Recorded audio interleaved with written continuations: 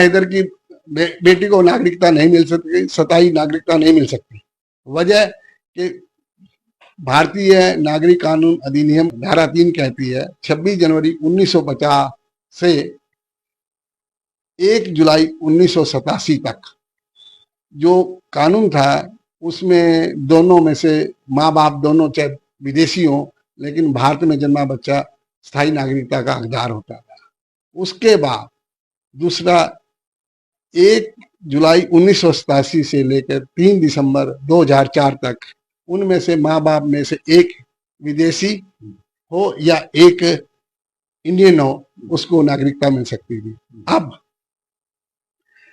3 दिसंबर 2000 तक के बाद 2004 हाँ 3 दिसंबर 2004 के बाद अब तक कानून ये है दोनों में से एक विदेशी हो और दूसरा भी इंडियन हो, लेकिन उसमें एक वजह है अगर विदेशी अवैध प्रवासी है तो नागरिकता नहीं मिल सकती। सीमा हैदर अवैध प्रवासी है। जी जी, सीमा हैदर अवैध प्रवासी। इसका नतीजा है बच्ची को सिटीजनशिप नहीं मिलेगी। अगर बच्ची को सिटीजनशिप नहीं मिल पाती तो क्या सरकार के पास ऐसी पावर है कि वो दे सकें, क्योंकि उन्होंने अप्लाई किया था, राष्ट्रपति के पास भी पहले अप्लाई किया, या अब ऐसी कोई प्रावधान है कि भारत सरकार कोई ऐसा स्थायी नागरिकता दे सकती है या कोई दूसरा ऑप्शन? भारत सरकार विशेष परिस्थितियों में स्थायी नागरिकता दे सकती है दोनों, जब इनमें दोनों माँ बाप अगर वो अप्लाई करते हैं और भारत सरकार ठीक समझती है तो स्थायी नागरिकता दी जा सकती है। दूसरा प्रोविजन एक और है, उसको लॉन्ग टर्म वीजा दिया जा सकता है, लेकिन नागरिकता नहीं मिलेगी अपने आप, लॉन्ग टर्म वीजा ही रहेगा। कितना लंबा हो सकता है ऐसा वीजा? ये तो मैटर ऑफ ये कह लो आप उसको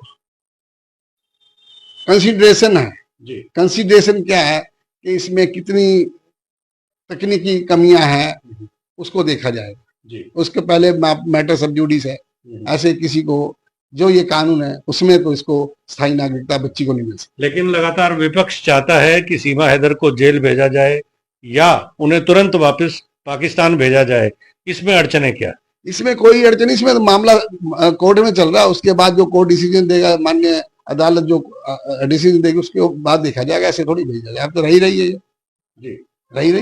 अगर बात की जाए जनता की, इस बात को लेकर भी यही चर्चा आती है कि अदालती प्रक्रियाएं इतनी लंबी होती हैं कि तारीख पर तारीख मिलती रहती है और फिर उसके बाद न्याय मिलने में इतना समय हो जाता है कि मामला ही लगभग जो है बदल जाता है। भाई ये कोई एक स्पेशल केस थोड़ी है, और भी तो केस लगे हुए ना देश में, ये एक स्पेशल केस है। कोर्ट में पहले ही ओवरलोड हो रही है डिसीजंस के चक्कर में, वो कर रही है धीरे धीरे। अब कानून भी आगे नहीं, कानून बना दिया 2024 में और 3 साल में सब क्लियर करेंगे। कितने समय में फैसला आ सकता है? इसके बारे में कहना मेरे लिए मुश्किल है। कोई तय समय सीमा है कि कितने समय के अंदर, कितने साल के अंदर फैसले आ जाए? ये गवर्नमेंट भी चाह रही है, अदालतें भी चाह रही है और वकील भी चाह रहे हैं। उम्मीद है कि प्रोसेस को फास्ट करा जा रहा है, तेजी से किया जा रहा है, उसको जो भी समय लगा तो लगेगा।